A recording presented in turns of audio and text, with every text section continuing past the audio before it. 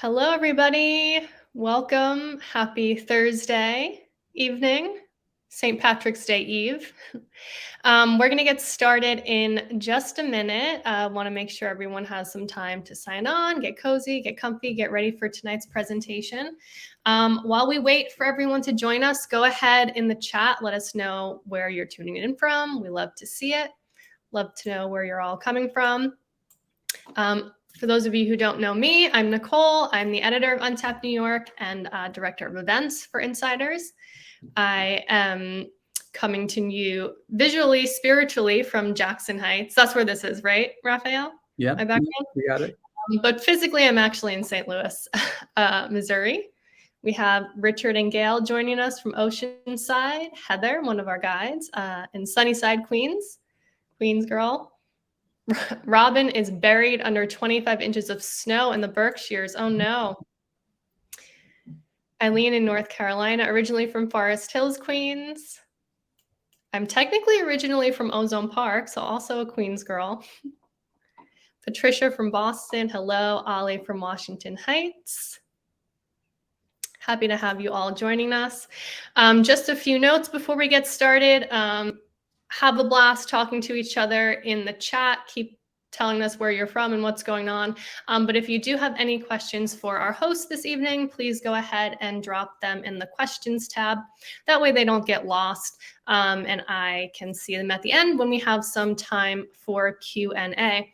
A few more people joining us. Brett in Chelsea, Joe from London. There they are, our international guest. And Nancy is a regular joining us from Tuckahoe. All right. So hopefully, Paul in front of the New York Public Library, fun. Jay also in Chelsea. All right. So hopefully most people have joined us by now. And I'll get the ball rolling and tell you a little bit about what we're going to see and learn today. So, of course, today we are exploring all the Queen's houses with our wonderful host, Rafael Herrin-Ferri. Rafael is a Spanish-born architect and artist living in Woodside, Queens. He received a Bachelor of Architecture from Cornell University and has spent time working in architectural studios in San Francisco and Barcelona and New York City. His long-standing interest in vernacular architecture led him to initiate an independent photographic survey of houses in Queens, which culminated in the publication of the eponymous book, All the Queen's Houses, which we're going to explore with him today. I am very excited in seeing some more of his work and learning all about it, and I hope you are as well. So with that, I am now going to turn it over to you, Rafael. Hi, thank you very much, Nicole. Hello, everybody. It's a real pleasure to be here at Untapped. It's a website I've followed my time in New York, read very many interesting articles. So yeah, I'd just like to share with you the project, the book, how it got started a little bit. And I think, here, I'll share my screen. 1 second.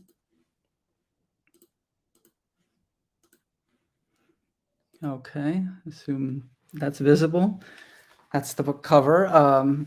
I thought it'd be best just to open up with a little bit of the foreword that explains how this kind of interesting vernacular that I spent 7 years exploring, photographing, sort of struck me, and I kind of came, under its spell.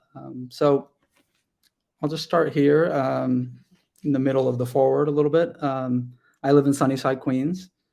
I've lived on both sides of the boulevard. Now I'm on the south side, but originally I was on the northern side, close to the Sunnyside Gardens. So I'll just start right in here. In the northern section of Sunnyside is the historic district of Sunnyside Gardens, inspired by the English Garden City movement. It is composed of modest 2-story brick row houses that are deferential to the green spaces of the master plan. Most have vestibule extensions at the front, and a few have added third floors and dormers that face the rear. All of these informal alterations came to an end contentiously in 2007 when the district was officially given its landmark status in an attempt to keep the original architecture tasteful and property values high. To the south of Queens Boulevard, a couple avenues in, are similarly sized houses, also in a traditional style, but without the landmark designation. These have clashing alterations visible from all angles, a mix of different roof profiles, larger window sizes, and more accent colors. In most cases, they have traded their front yards for a patio or parking space. Kitschy precast ornaments abound. This section of the neighborhood also feels suburban, but much less so than its counterpart to the north. As I explored it further, one particular house stopped me dead in my tracks. It was perched on top of a deli at a 45-degree angle, producing two triangular terraces and a third off the top floor, each with its respective polycarbonate awnings. Granted, this Sun Deli penthouse, as I have titled it in the book, was significantly more idiosyncratic than most of the other houses I had seen in our neighborhood up until that point. But it did seem to showcase a very different attitude towards residential architecture in this new borough I was now calling home. I had to explore it some more. With my compact wide-angle camera and an iPhone, I began to wander into nearby neighborhoods in search of more Queens vernacular. First, I explored Woodside, then Astoria, after that Ditmar Steinway, and then Long Island City. Each was filled with everyday gems, some at Sun Deli levels of exhibitionism, and others with a more subtle accidental beauty, resulting from years of incremental alterations. The examples seemed never-ending. So after the 7 years, culminating in the fall of 2020, I had about 12 contact sheets like this of real gems, as I have termed them. These kind of very distinctive vernaculars in all the different neighborhoods, not just in Western Queens where I started, but every single neighborhood. So when it came time, to put this material together in the form of a book, which is something I always aspired to do, I thought of it a little bit as a guidebook, and included something like this, the orientation map at the beginning. And there you can see how Queens is really this collection of villages, a global village. And it's also, it really is more of a county than a city, but, all the little townships just blend together. So there isn't that space between towns and cities like you normally see in a county. So I'll just take you through the book here, and so you get a sense of it and how it's organized, and some of the decisions that were made along those routes. So here, basically, it is using this kind of geographic guide, to subdivide, the material, the photographs, into the 6 geographic sections of Queens. This is your kind of key plan, key map at the beginning of each section with the neighborhoods. So at the top you have, as you can see here, it starts in Astoria, and it's just organized alphabetically. The photographs, after the first couple years, sort of developed a standard standard format. And I also kind of decided with the lighting, to keep that, even and in this kind of overcast, diffuse light that allowed most of the detail to show through, and the colors to be more accurate. But what you have is basically houses like this. The one on the left, this Green Bay Impressions, that's one of the oldest ones that's featured in the book. So apart from the photograph and the title, you have a little bit of house data underneath that tells you when it was built, the years it was altered, and in some cases, if it was demolished. After that, there's a description that basically tells you, some of the history of the house. So here you can get a sense of the variety of styles that exist, in the kind of low to mid-rise housing stock of Queens. Here you have, on the left, you have a small multifamily Fetters building, about 6 to 8 units. And these, started off as very simple, bland brick boxes for the most part, but since have been embellished and altered. This is the photograph that Nicole had in the background. And it's one that it's featured, prominently with the project because it just really testifies to, the evolution of the housing stock, how, densification and urbanization have altered what was once this sort of pastoral English Tudor type of style, and now that's changing over. As the demographic shift, as more people move in, what was once a vertically divided thing has this kind of puzzle effect of different people living in different parts. As we move out to other neighborhoods that are closer to Long Island, such as Bayside, there's a little more space between the houses, but you still have very interesting transformations as well and a lot of fantasy. So, the one on the left grew out of a ranch house. That's the foundation. Even the stair follows the same footprint, but has this now Mediterranean type of expression. On the right, you see things like this, quite a bit, where there'll be some kind of direct quotation of, something else in the world. In this case, it's the Copacabana boardwalk with the, wavy pattern that Roberto Burle Marx developed. Here you have something that's happened with a lot of the mid-century housings, so that, since a lot of Queens got developed mid-century of last century, you've got some semi-modern structures that have started evolving as well and changing and becoming bolder. So you've got the one on the left, with the spindly columns that looks like a Los Angeles type of architecture, vernacular, lovingly referred to as the dingbat.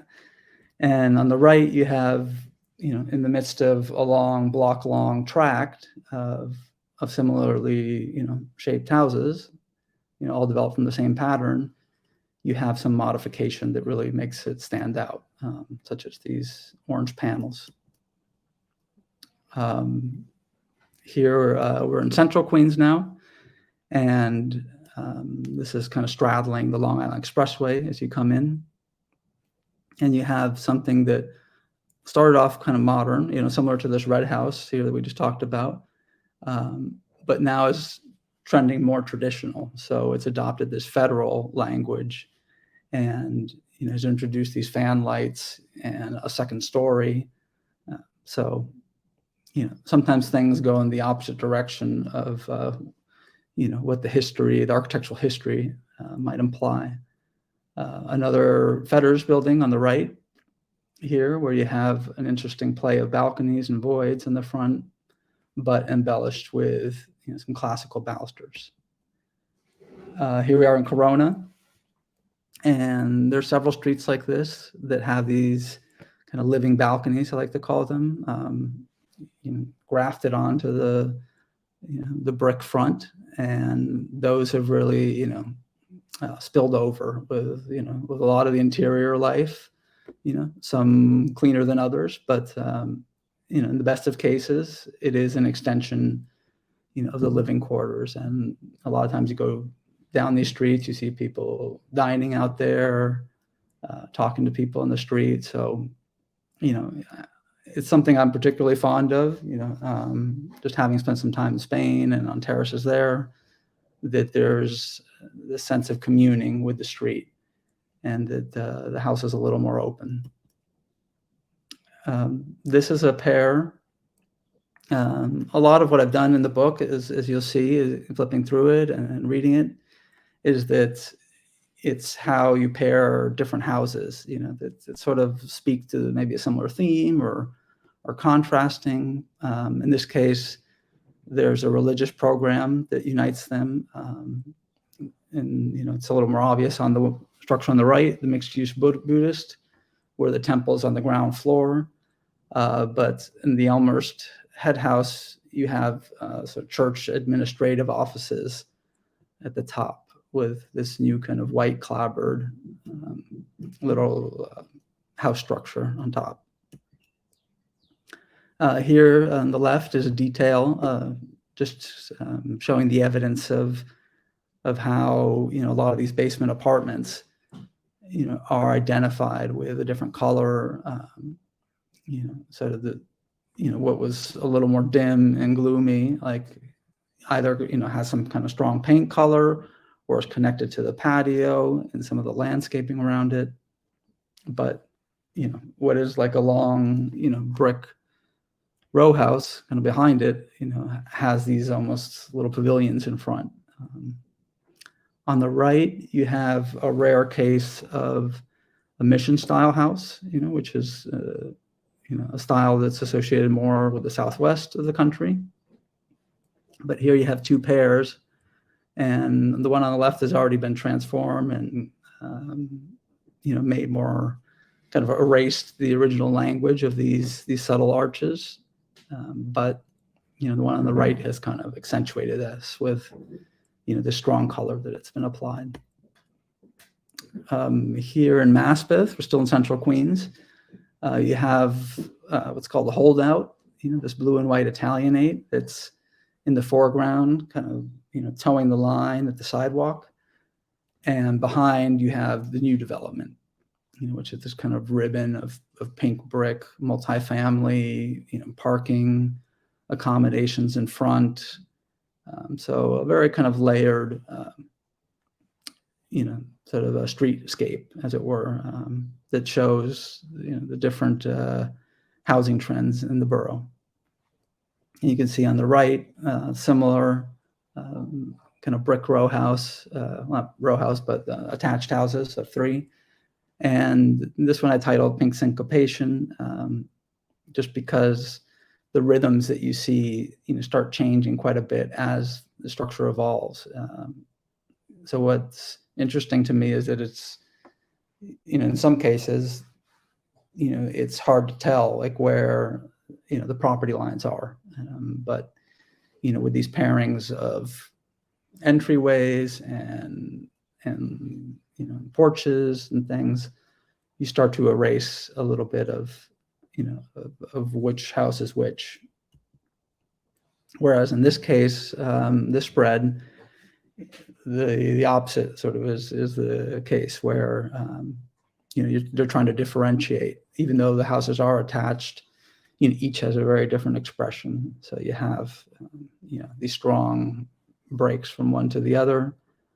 On the right, you have an expression of a very graphic expression, at the top of the kind of multiculturalism going on in Queens and the blending of traditions, with the flag, the American and Dominican flag blending. But I think more architecturally, what you see is, this enclosed balcony, which is also a tradition in other parts, to have exterior space. So that has been adapted and altered what was a more enclosed building originally. Here in Nicole's old neighborhood, where she grew up, Ozone Park, we have another interesting transformation of something that you would rarely see in this country, sort of these brick privacy screens, more common in Southern Europe, Northern Africa. And this is, again, just a product of, the old housing stock and the old building stock being transformed into housing, because these were originally shop fronts that were mid-block. And there were a lot of these kind of shop fronts throughout the borough, either, in the form of a small building like this or just the ground floor. So you have, for instance, in this greenhouse on the right, the reason it was all made over and can experience this, this kind of colorful makeover is because there used to be a big shop window that they had to enclose and put a new window into, on the ground level or on the lower level. But that was an opportunity, just to kind of reimagine the facade, bring all that color out, not only, in the facade, but even to the driveway. So you can see that spilling out and, on the sort of porch brick wall, the 2 diamonds that you see. On the left, this gray duo is another interesting phenomenon that you see a lot of, where two different character style houses are put together, share a property line, but either one of them was demolished at one point, or just renovated in a sort of radical fashion. But you end up with two structures that are kind of melded together of very different characteristics. Here, I included this photo just to show that the backside of Queens is almost indistinguishable sometimes from the front side. So in general, in most most cities around the world, and especially in this country, like the place where you see a lot of personal expression or cultural expression is on the back, right? That's in Stuart Bland's famous book, How Buildings Learn. There's this great caption, and I think it's somewhere in Pennsylvania, but Allentown or something. But it shows all the fronts of the houses, and then the back is just all full of porches and yards and different kinds of enclosures. Well, in Queens, in a way, it's very an honest borough, because the same thing's happening on both sides. Here you have on the left, again, just a house trying to stand out from its tract. So you have kind of a beige and gray neighbor on either side, and then a kind of very graphic black and white expression in the middle with alterations to the roof profile. To the right is another interesting, kind of surprising thing that happens when you walk the streets of Queens, is that you see, these yards, these front yard spaces that probably at one point had a little bit of grass, a patch of grass and a small footpath, transformed, into these kind of grandiose expressions of, patios with, in this case, this big gate, almost like a shrine-like gate in front of the small house, the original house. Here on the left, we're Briarwood now. This is the southeastern section, the beginning of the southeastern section of Queens, close to Kew Gardens. And, here just another kind of couple examples of alterations that almost speak to avant-garde architectural trends. Some that were popular when I was in school, others after, but you have this very playful and loose, almost irreverent attitude about, mixing, architectural shapes, volumes, one on top of the other, set back, offset, slipping, like all of this kind of dynamic expressions. Here on the left, you have three musicians, as I've titled it, since it follows pretty much the same color scheme as the famous Picasso painting, and seem to be in concert with each other. This spread is one of two that are in Laurelton, in the largest tract. I think it's the largest tract of Queens. Has 900 units of what was called the Spanish houses, and they're in the Spanish Revival style. It was a Depression era development. It was very accessible and economically speaking, and all these houses are either paired together, and they have a small little kind of breezeway looking structure, that has Spanish tile roof, and it has two archways. So even though they are separated, these houses, they're connected. It's almost like they're holding hands. So you have these, and then in some cases they are completely disconnected and detached, but they've all been altered in very interesting and sort of bold ways, but all different. So what started from just two patterns of house types, now look like 100. Here we are on St. Albans, and you have another case of a front patio that's it's gone, away from the grass route into a very kind of graphic design that works with the facade, right? That's kind of joining in with the facade. So that's this red and white, almost checkered quality about it. Here in South Jamaica, in this area, you start to see a lot of turquoise, aqua. And this is, again, like a mid-century house style that's, that's not uncommon, but definitely less common than in California or Miami. But you still see some of this creeping into the housing stock. So there's been so many, different house styles and, architectural fashions that have happened in the 20th century that it seems like all of them have, gotten a little bit of expression and representation in Queens, as the borough developed, from, I think at the beginning, it was about 100,000, but by the Depression, it was over 1 million already. So there's a big housing boom, in sort of 20s, 30s, and then when car culture came as well. Here we are getting into the Rockaways, which is part of Queens, and before you get there, you go through a little island called Broad Channel. That's a house from there that shows this kind of breezy balustrade expression kind of jutting out from a stucco box. And then on the other side, here with the white picket mannerist, you have a whole menu of different picket styles animating the front.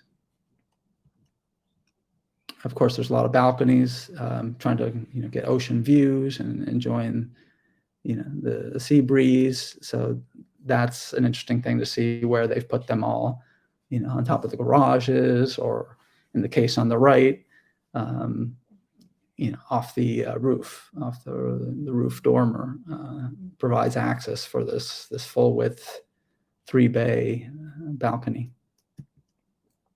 And the bungalow section, which used to be kind of the vacation area of Queens, where people go in summer, before Long Island Expressway got built, and a lot of people started moving out there.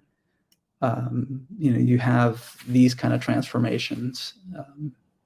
Some have painted, basically come up with color schemes, to differentiate them, but others have basically used the zoning envelope, to go vertical, so tearing down, pushing back, and then going up, and creating, these very striking kind of contrast and juxtapositions. And finally, this last image in the book, but again, another, big alteration to the roof profile, as, the densification of the housing stock has really taken hold. And this really shows just, how animated and vibrant the Queens housing stock is. Now I thought it'd be interesting just to show a little bit of the process of what it was going out basically for 7 years and trying to collect, all these great examples of vernacular.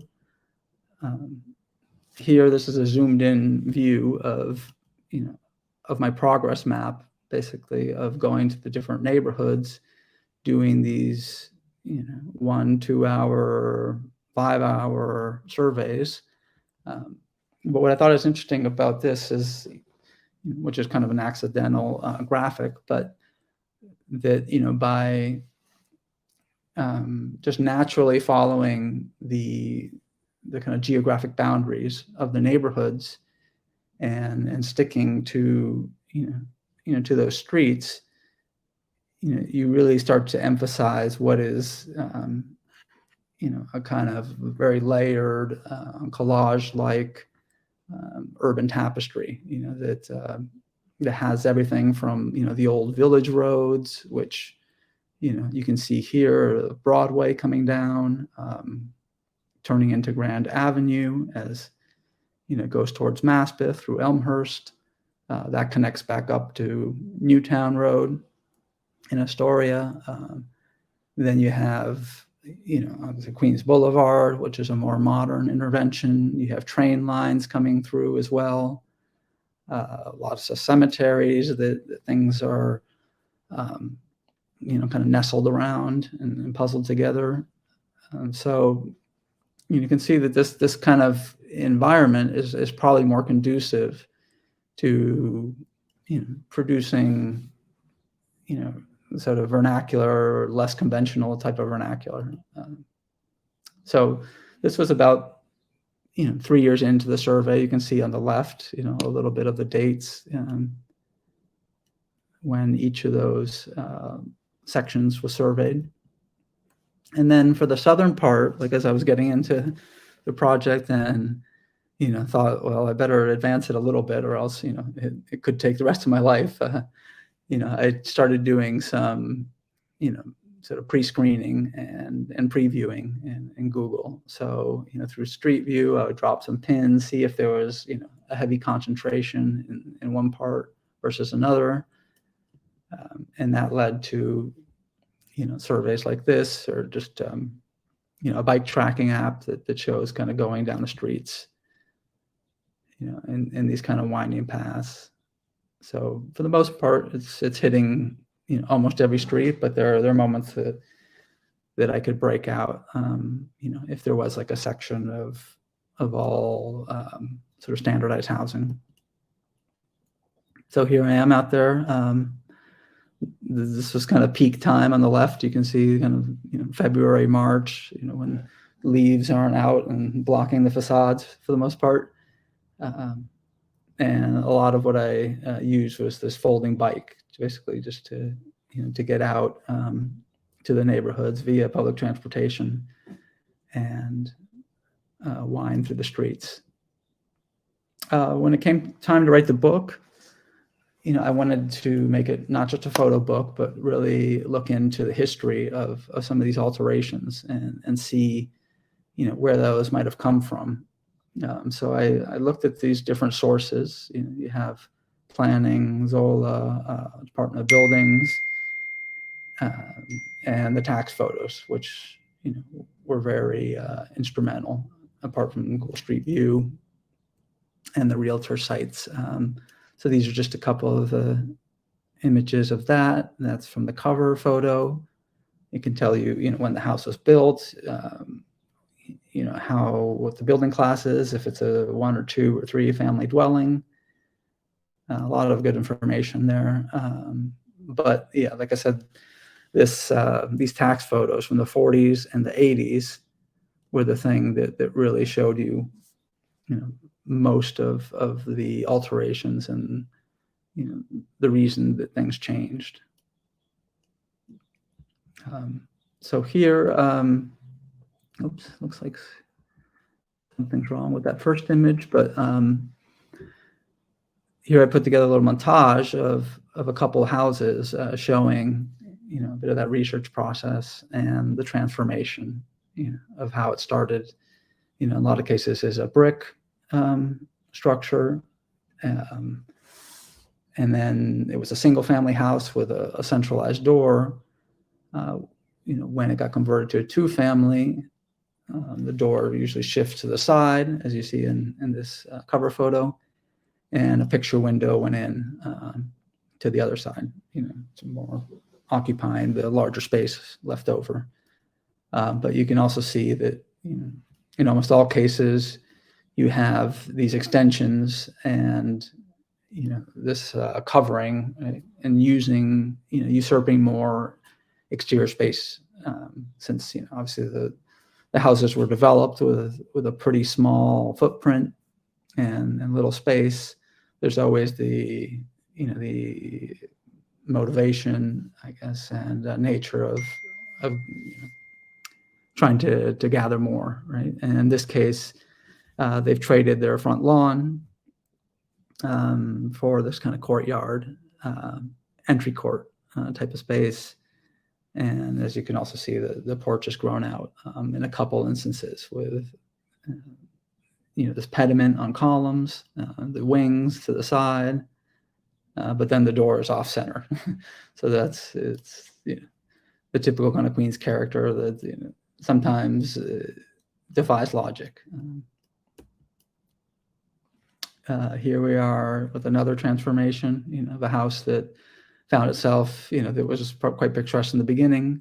Sorry that it seems there's some memory issue here that's whiting out the first photo, but yeah, it was a pretty traditional Tudor with half timbers and lots of windows.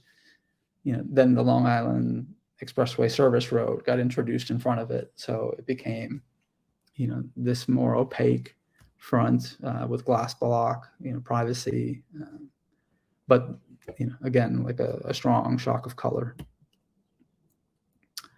In this case, for this Holy Zebra House, as I have it titled in the book, I was interested to find out what produced, or what the tradition was of this kind of multicolored and patterned brick.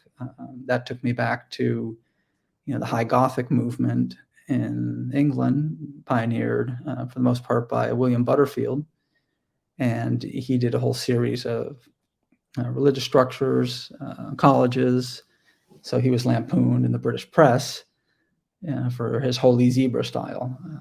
So I adopted that lovingly here for this title.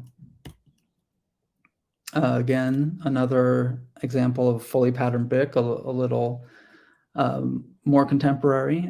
This is kind of a strong trend now in mostly southern Queens, where you have a whole front covered with the brick. It's still the same small windows, for the most part, the same stock windows. But, it's interesting to see how it's the exact same strategy being used here, as something, on the Cathedral of Vienna's roof. So, there's a long tradition of this kind of pattern brick and these kind of textile-like surfaces. It harkens back to Venice. This is the Doge's Palace, and you can see the top floor is all a diamond patterned of different color brick.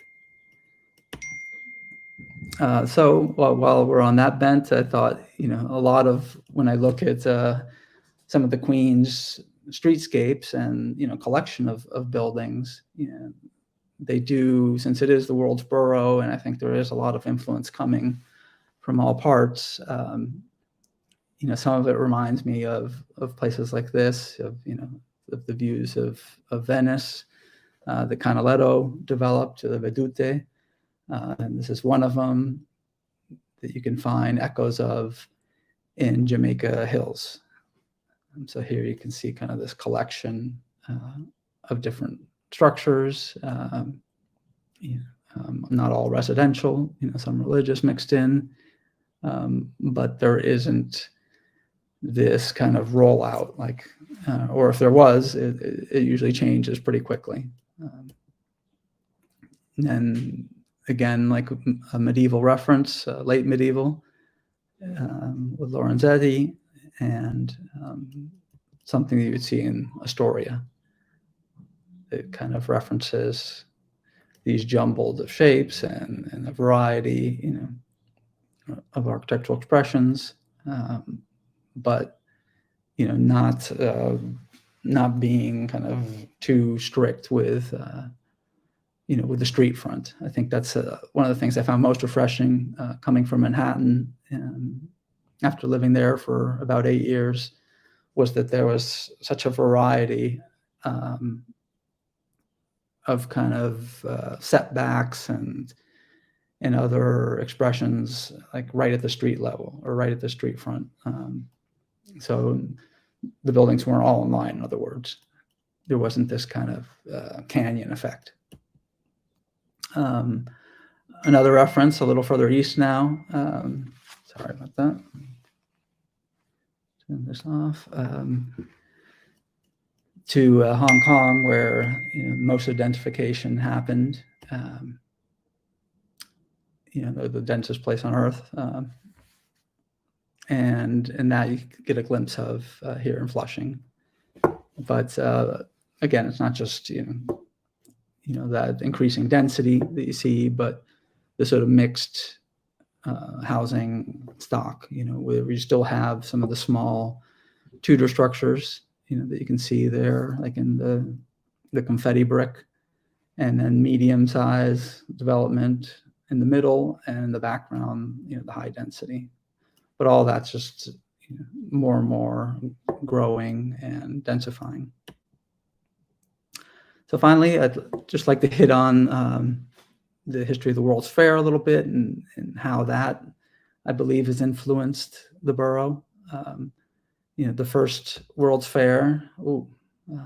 Sorry, this is again not reading correctly, but the first World's Fair of 39 and 40 was this grandiose kind of more singular vision developed by Wallace Harrison and others. Has all kind of like white centralized symmetrical layout around this white sphere and the cone to the side. But the second fair of 64, 65, which ended up coinciding with the Naturalization and Immigration Act that Johnson signed, was this kind of celebration, of nations, and really, not projecting some ideal future, but embracing cultures and the present as it is. So you had pavilions that referred a little bit to their tradition, even though they had some modern expression.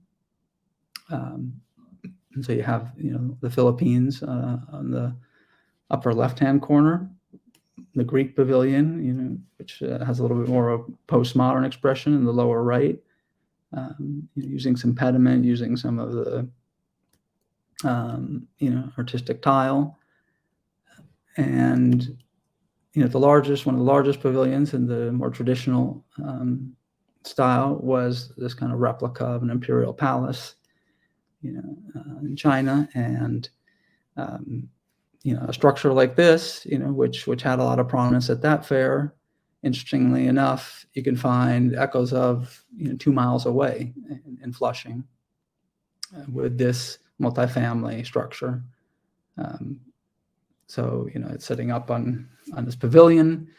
It's got these, instead of flying eaves, these flying balconies off the corners, and it has a little rooftop pavilion too. So very similar in terms of its parts, a more modern expression, but it kind of testifies a little bit to my pet theory for the borough, is that the World's Fair never really left. It just moved into the neighborhoods.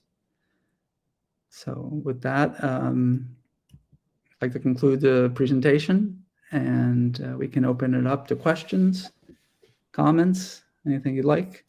Yeah, that was fantastic. Thanks so much, Rafael, for sharing that with us. I love that idea that the fair never left. It just spread out into the borough. That's great. We love the World's Fair here at Untapped. We do have some questions. I have some questions too. So Ollie wanted to know what got you into architecture in the first place? Oh, wow. Well, I did have, I was always interested in spaces, drawing things as a kid, kind of ideal houses, things like that, fantasy houses. But I think, when I saw architecture, really kind of speak to me, it was probably, back in my birth city when I was about 10 years old. My father took me back and we walked past Gaudi's Casa Batlló, like the one that has the kind of bony balcony. And what was interesting also is not just the building itself, but what I saw first was someone painting the building. So a representation of the building on the street. So I saw their easel, and then I looked at that first, and then I saw the actual thing, and it was hard to believe, Yeah. It was actually real, just like, the person was depicting. But I think, it was that imagination that kind of inspired me within architecture to, to study it, to create it, and then, document it here. Yeah, awesome. A couple people had asked about the cover photo of the book, and where that is. Richard had guessed South Ozone Park. Mm-hmm. Is he That's correct? Glendale, yeah. There So you go. Glendale is near Ridgewood. It's a little east of Ridgewood, and it's the neighborhood Archie Bunker's house was in. So I think I forget where they explain his house is or claim it is in the show, but yeah, the actual physical house that's in the opening credits is there, and yeah, it's kind of a low-rise neighborhood for the most part. It doesn't. It's all 1 or 2 family houses. Mhm. Yeah. Cool. And talking about your process, you mentioned how you wanted to keep kind of the lighting the same, and you went when the trees didn't have leaves on them, so you could see through the trees. Robin was interested to know if you ever went back to photograph homes without the cars in front of them, or was that Mm-hmm. or something that added picture? Right. Right. No, that was a big question at the beginning. Did that somehow complement or distract from the houses? And at first I kind of had mixed feelings about it. That well, in some cases it really does distract and is not like a pure photograph like you would expect, or especially architectural photograph. But then when you see them all together and you see how critical the car is in a lot of these designs, especially with these sunken ramps, raised, there's a lot, since the borough was developed, after the invention of the car, and trying to accommodate it, as much as possible. But there were a lot of experiments too of where to put it, like does it need to, can it be at grade like you're seeing there? Like it can if you have a terrace behind it, right? So that you elevate it so the car is not blocking, right, the windows of the ground floor.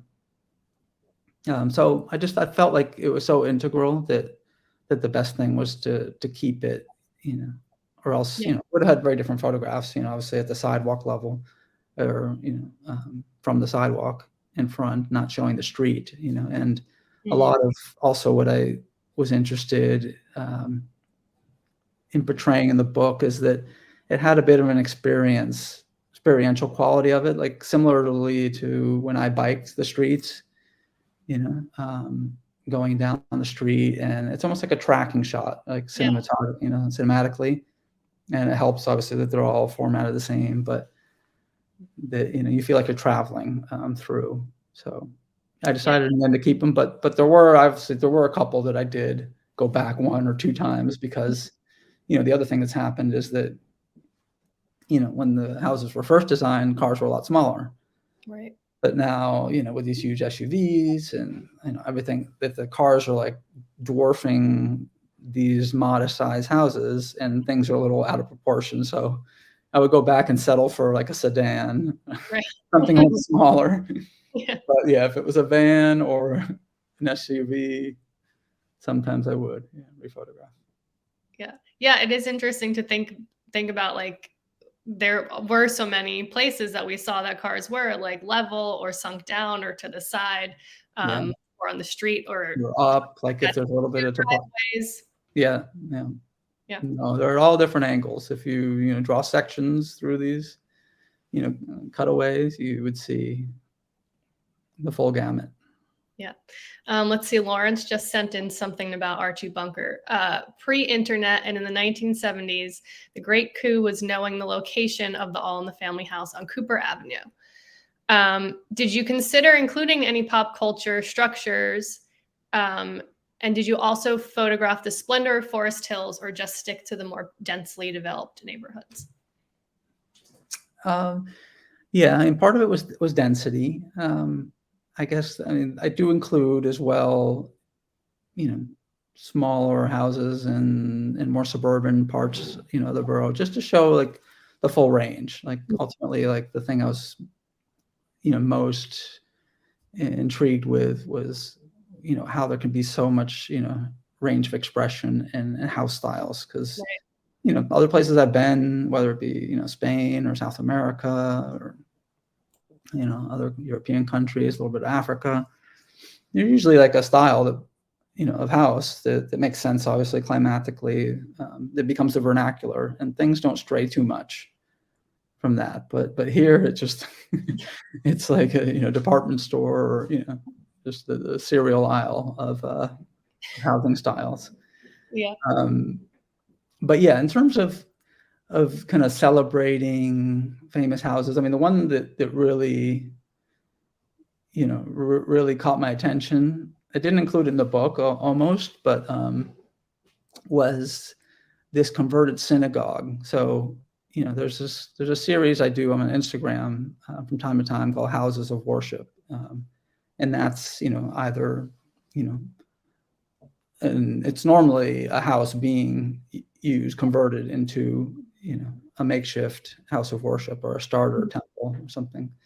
But in this case, it was a small synagogue that got, made residential in Corona, right? Got converted to residential. And as I was researching it, Googling it and stuff, suddenly like Madonna popped up. And it turned out that this was at one point a studio, or not a studio, but like a recording space or a rehearsal space that was used for this band that she was first in when she moved to New York, called the Breakfast Club, I believe. Huh. And it's where she started singing inside that actual house. So, that's cool. yeah, I mean, there are little things like that, but no, in general, like I tried to just let the the vernacular, the architectural expression, kind of anonymous expression almost, sort of takes center stage and be the protagonist of the book. Yeah. Gary had a question. So Gary asked, you talked about this in the beginning, where you saw that what spurred your interest in the project was that house above the Sun Deli. But did you have kind of like a thesis when you set out or a goal that you were trying to accomplish? And then when you were finished, what conclusions did you draw from what you discovered? And one of the things I was curious about is whether the character was contained to just the denser areas, like you mentioned before of Queens, like if it was like a byproduct of the kind of urban, like a kind of an urban spirit or something, if that was really. But what I found is every neighborhood, like, in all the corners of the borough, like there was something unconventional, unorthodox going on that people just, buck any kind of trend. And that, I think in the end, what I found is I think, it's still a place where the kind of real estate and, kind of property, as house as property kind of mindset, hasn't taken over. That, people still want to express themselves through the home. Their kind of home is their castle, kind of, so to speak, and that, that's so widespread. So, that's a little of the reason it took 7 years, because I thought, that, I would do the denser areas first, and I get out, and then there wouldn't be. But all these tracks that you see where, a whole block was developed with the same house pattern now has, 2 or 3 standouts. And so I think it's all worth checking out. Yeah. Awesome. I had a few questions of my own. I love the names for the houses. A few that stood out to me were the French Bob mansard. I like that. The samurai helmet. Did those like come to you when you saw the houses, or did you kind of like sit and have to think about it when you were starting to make the book? it's been with me like since the beginning of the project. I think it's, I mean, I like to think of it as like the sort of human comedy, of the Queen's kind of personality and style, and that, that there isn't this kind of typical austerity that you see, in most cities. So I think that's what's kind of inspired a lot, and what I want to point towards in the titles, to kind of tip off like what it is and why. I mean, a lot of them, obviously look kind of anthropomorphic, or there's this quality that I mentioned a lot in the book, but a pareidolia that that you just see these features in the houses.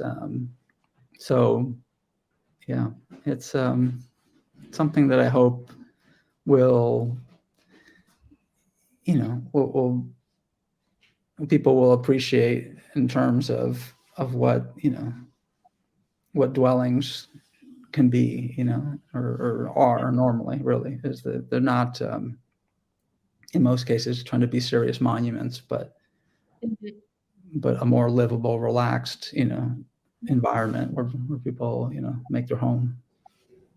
Yeah. Yeah. And in terms of like people making it their home and expressing themselves, Queens is the most diverse borough in New York. How did you notice that people were like expressing their culture or their religion? I imagine it's in like all the ways, in the shapes and the colors and the right decorations and the fences. So, I mean, like what I was talking a little bit about is like the use of exterior space, right? That there isn't this kind of hermetic quality, even though they use the sort of security that you see throughout the world, of bars, right? Which a lot of people in some parts, have like an averse reaction to, as this kind of security aesthetic, but really it's the kind of standard aesthetic for having things, both open and closed, right, to the street. So there's that element. Obviously, color is a thing I focus on a lot because there's certain colors that you'll see a lot of in certain neighborhoods and less of in others, and embracing pattern, embracing ornamentation is big, right? And then a little bit what you wrote about in your feature, that what they do with the front yard space, gardens. I mean, you'll see a lot of of kind of cultural touchstones there. Yeah. Whether it be prayer flags or other little shrines. You see a lot of shrines, for instance, in the sort of more Latin areas of of the neighborhood. Like virgins are everywhere too. Like Right. virgin niches. So there's lots of little elements, but what's interesting is that not just those in and of themselves, but how those will inspire the architecture in some cases, and will get tied in with either through some kind of color scheme or pattern, or physically embedding them into the fronts, or as part of like the railing. There was one railing that I saw in South Ozone Park, that had the Om symbol, Right. the Hindu kind of, influenced railing that alternated the Om symbol with another symbol, and then spikes, and then, had this whole structure to like hang Diwali lights on. So that's a little bit of what you see. Yeah. Yeah. I think that photo is one of the photos that was in the article. Because I remember that's right. Exactly. It was the last photo. Yeah. All right. We had one last question come in from Heather. Heather says, I'm shocked and surprised by the laissez-faire zoning and what is allowed. Do you have any insight into this in the course of your research? Yeah, no, that's, I mean, the zoning is mixed, and, it's obviously, it's a lot of, neighborhoods have been upzoned. So you will get, suddenly like, a 4-story, small multifamily, next to, a 1 or 2 story. So there's those kind of zoning clashes that you see. And I think, I mean, some people, find that objectionable. I can see why. But at the same time, I think the way the zoning has worked is that, it's been incremental, and, there have only been small steps, as it goes up. So, sure, you can have a neighbor that breaks the roof line, goes up another story, but we're not talking about, it being rezoned and, a whole block or half a block suddenly goes missing, and then a big, modern kind of hermetic, housing complex or a condo building gets built. So from what I've seen, I think it's very healthy, like the kind of like zoning, the progression. And then, in terms of aesthetic zoning or covenants, that's something I think is also very unique about Queens, is that, and obviously it's shocking at first that, you see these kind of clashing styles. But, I think that's the kind of habitat, the kind of ecosystem, as it were, that will produce, the kind of, richness and variety, that I've tried to capture in the photographs. And you'd be hard to come by that, like in most American cities. Yeah, it allows that all the layers and all the depth and all the richness that we've seen in your photographs this evening. So with that, that was fantastic. I think we got through all of the questions that we had come in. I did drop in the chat a link to Rafael's website and the Instagram. Definitely check out the Instagram. There are hundreds of photos there to check out. And then also, please check out the Astoria Bookshop to grab a copy of all the Queen's houses for yourself. So you can have it on your bookshelf, on your coffee table, wherever you keep your beautiful books. Coming up for insiders, next week, our in-person event is going to be a private viewing of the photo exhibit Dark with the photographer Mark Kornblith, who photographed Broadway theaters during the pandemic. So that'll be fun. And then also our virtual talk will be with Rosie Navalino, who was dance captain for Radio City Music Hall. Her and her husband will be talking about their efforts to help preserve Radio City when it was threatened in the 1970s, I believe. So that'll be fun. I met with them today for the tech check. But thank you everyone for joining us today. Thank you so much, Rafael, for sharing your wonderful photos and insight with us. I hope to see everyone again soon. Get out there, check it out. Go explore and find Queens, go explore your city. Yeah. We love it. All right. Have a great night, everybody. Bye-bye.